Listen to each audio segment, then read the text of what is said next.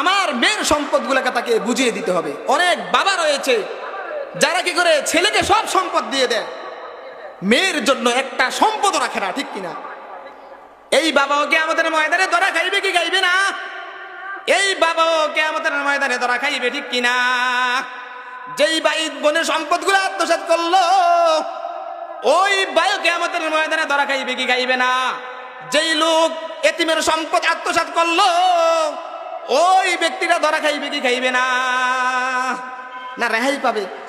এই রেহাই পাবে কি পাবে না? আল্লাহ রাব্বুল আলামিন বলেন, তোমার সম্পদের সাথে এতিমের সম্পদ মিলিয়ে ঝুলিয়ে খাইও না। আমরা তো এতিমের সম্পদগুলা মিলিয়ে ঝুলিয়ে খাই লাইতেছি।